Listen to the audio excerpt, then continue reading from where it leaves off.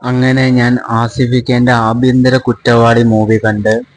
കഥ, സിനിമയിൽ അഭിനയിച്ചിരിക്കുന്ന താരങ്ങൾ ആസിഫിക്ക, പിന്നെ പുതിയ ഏതൊരു നടിയാണ്, എനിക്ക് നടിയുടെ പേര് അറിയില്ല, പിന്നെ സിദ്ധാർത്ഥ് ഭരതൻ ചേട്ടൻ, കെ.പി. ലളിതന്റെ മകൻ, പിന്നെ ഹരിശ്രീ അശോകൻ ചേട്ടൻ, ജഗദീഷ് ചേട്ടൻ, പിന്നെ ആസിഫിക്കേന്റെ അമ്മയും അച്ഛനായിട്ട് അഭിനയിച്ചവര് എനിക്ക് പേരറിയില്ല. അപ്പം പിന്നെ അതേപോലെ തന്നെ നല്ല ഒരു പടമാണ്, നല്ലൊരു അടിപൊളി സിനിമയാണ്, ഒരു രക്ഷയില്ല. ഇത് ഫാമിലിയും ഭാര്യ ഭർത്താക്കന്മാരെല്ലാവരും പോയി കാണേണ്ട ഒരു പടമാണ്. ഈ പെരുന്നാളിന് നല്ലൊരു സിനിമയാണ് ഇറങ്ങിയിരിക്കുന്നത്. ആസിഫിക്ക തകർത്ത് അഭിനയിച്ച് ഒരു രക്ഷയില്ല, കിടിലൻ.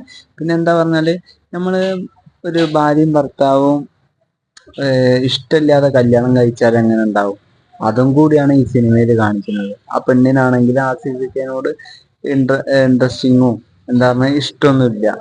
ഒരു ഭർത്താവ് എന്ന നിലയ്ക്ക് പോലും അവൾക്ക് വേറൊരു ലോകാണ്. അപ്പം ലാസ്റ്റ് എന്തായാലും രണ്ടുപേരും. നെയ്ല അഭിനയിച്ച കുറച്ച് പുതിയ പുതിയ താരങ്ങളുണ്ട്, അവരൊക്കെ അടിപൊളിയുണ്ട്. ഹരിശ്രീ ചേട്ടൻ ഒരു രക്ഷയിലെ കിടില അഭിനയം. പിന്നെ ജഗദീശന്റെ കുറച്ച് വില്ലനീസ് ഉണ്ട്, അത് പറയുന്നത്. എന്നാലും ഭാര്യ ഭർത്താക്കന്മാര് പ്രത്യേകിച്ച് പോയി കണ്ട പടമാണ്. എന്നെ കണ്ണ് നിറയ്ക്ക്. ആസിഫിക്ക കരഞ്ഞപ്പോൾ ഞാനും കരഞ്ഞു. നിങ്ങൾ മസ്റ്റായിട്ട് തിയേറ്ററിൽ പോയി കണ്ടാണ് അടിച്ചു പൊളിക്കുക. ആസിഫിക്കന്റെ ആഭ്യന്തര കുറ്റവാളി അടിപൊളി സിനിമ.